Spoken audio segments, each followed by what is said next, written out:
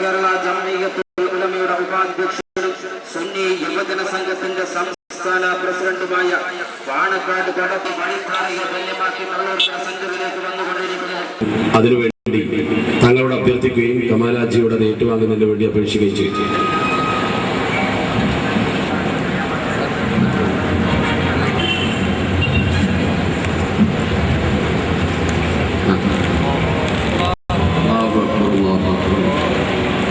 ഈ സ്പെഷ്യൽ പതിപ്പ് ഇപ്പോൾ നഗരിൽ വിതരണം ചെയ്യും. എല്ലാവരും ഓരോ കോപ്പി വാങ്ങണം. സുന്നിയ സംഘത്തിന്റെ സംസ്ഥാന ജനറൽ സെക്രട്ടറി ആലിക്കുട്ടി മുസ്ലിയാർ, തളങ്കര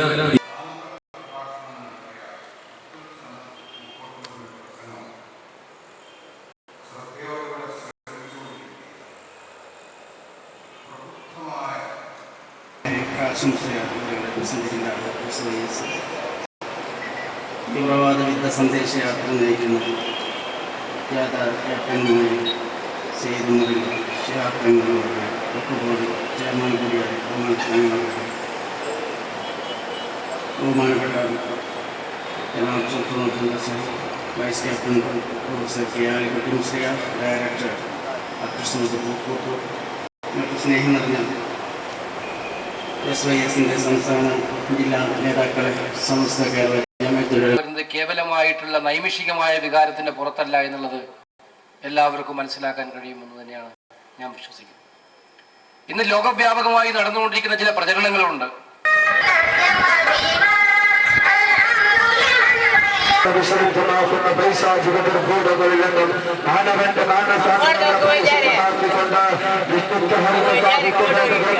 വിശുദ്ധ ഖുർആൻ കൊണ്ടും തിരുസുന്നത്ത് കൊണ്ടും സാംസ്കാരിക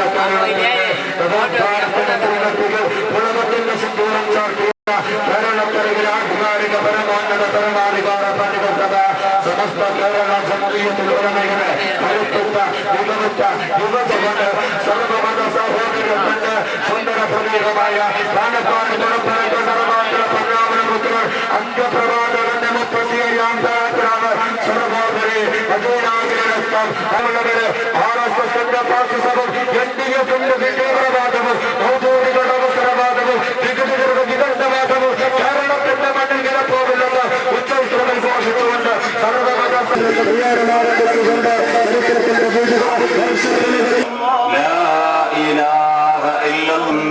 പട്ടിക്കാട് ജാമിഅത്തുൽ അറബിക് കോളേജിന്റെ മഹാനായ പ്രിൻസിപ്പൽ ബഹുമാനപ്പെട്ട ശൈഖുനാ അല്ലാഹു അക്ബർ അല്ലാഹു അക്ബർ വലില്ലാഹിൽ ഹംദ്.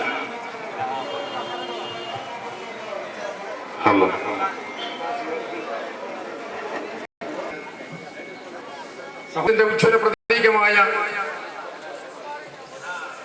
മഹാനായ പാണക്കാട് സയ്യിദ് ഹൈദർ അലി ശിഹാബ് തങ്ങളുടെയും ബഹുമാനപ്പെട്ട കോടതി ഗവൺമെന്റ് വക്കീലിനോട് ചോദിച്ചു, വക്കീൽ എന്താ പറയാനുള്ളത്, ഗവൺമെന്റ് എന്താ പറയാനുള്ളത്? വാജ്പേയിയുടെ ഗവൺമെന്റ് ആണല്ലോ. വക്കീൽ പറഞ്ഞു പൊതു നടത്താൻ അനുവാദം വേണം. ആ കേസിൽ നമ്മളാരും കക്ഷിയല്ല, മുസ്ലിമുകൾ കക്ഷിയല്ല. പക്ഷെ കോടതി സ്വമേധയാ കൂടി ഗവൺമെന്റ് പറഞ്ഞു നിസ്കരിക്കാൻ അനുവദിക്കാൻ പറ്റില്ല. കോടതിയും പറ്റില്ല, പൂജ പറ്റുമോ, നിസ്കാരവും പറ്റും. അതാണ് ഈ രാജ്യത്തിന്റെ കാഴ്ചപ്പാട്. ഞാൻ പറയുന്നതുമായി കഴിയുന്നൊരു ജനതയെ കലാപത്തിലേക്ക് എന്ന പ്രതിജ്ഞയുമായാണ് ഈ മഹത്തായ പ്രസ്ഥാനം ഉമർ അലി ശിഹാബ് തങ്ങളുടെ നേതൃത്വത്തിൽ രംഗത്തിറങ്ങിയിട്ടുള്ളത്. ഇന്നിവിടെ തത്വശാസ്ത്രമാണ് എന്നതിനെ വിശേഷിപ്പിക്കപ്പെടുന്ന ഒരവസ്ഥ യഥാർത്ഥത്തിൽ പലരുടെ ഭാഗത്തു നിന്നും ഉണ്ടായിക്കൊണ്ടിരിക്കുകയാണ്. അതിനെ ചില ഭാഗങ്ങളിൽ ഉണ്ടാകുന്ന പ്രശ്നങ്ങൾ അതിന്റെ തെളിവായിക്കൊണ്ട് മൊത്തത്തിലുള്ള മുസ്ലിങ്ങളെ ആക്ഷേപിക്കാൻ പക്ഷി തിന്നോ, മൃഗം തിന്നോ, മനുഷ്യൻ തിന്നോ, ഇല്ലാ കാനതലഹു സദഖ, അതിന്റെ കൂലി സദഖ രൂപത്തിൽ അവന് ലഭിക്കാതിരിക്കില്ല. ഒരു ചെടി നട്ടാൽ ആ മനുഷ്യന് കൂലി കിട്ടുമെന്ന് ഇസ്ലാം പഠിപ്പിച്ചു. അങ്ങനെയുള്ള ഒരു മനുഷ്യ സമൂഹം യുദ്ധത്തിന് പോകുമ്പോൾ പോലും ഏറ്റെടുത്ത ആഹ്വാനം എന്താ? അള്ളാഹുവിന്റെ പരിശുദ്ധ ദീനിന്റെ സന്ദേശം നോക്കൂ. അള്ളാഹുവിന്റെ പരിശുദ്ധ പ്രവാചകർ, പിന്നെ ഖുലഫാക്കൾ ഓരോരുത്തരും പറഞ്ഞു നോക്കൂ. പ്രവാചകർ പറഞ്ഞു, നിങ്ങൾ ഒരിക്കലും സമൂഹത്തിൽ നാശകരമായ പ്രവർത്തനം ഉണ്ടാക്കരുത്.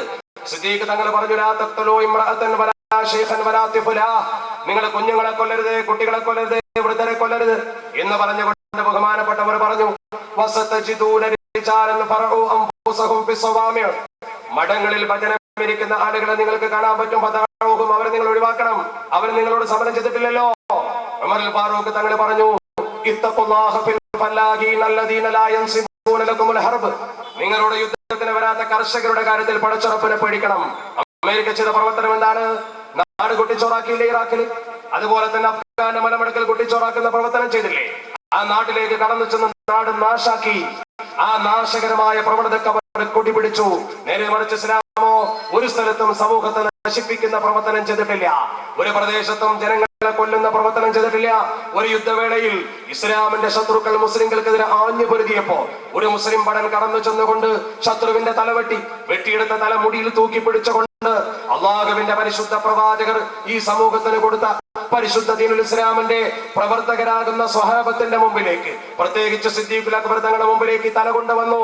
സിദ്ദീഖുൽ അക്ബർ തങ്ങൾ മുഖം തിരിച്ചുകൊണ്ട് പറഞ്ഞു, നിങ്ങൾ ചെയ്തത് ചെയ്തു, നിങ്ങൾ ഈ ചെയ്ത പണി ലാ തുഹ്മൽ അലയ്യ റഅസും ബഅദൽ യൗം, ഇന്ന് ചെയ്തത് ചെയ്തു, ഇനി ഈ പണി ചെയ്തു പോകരുത്.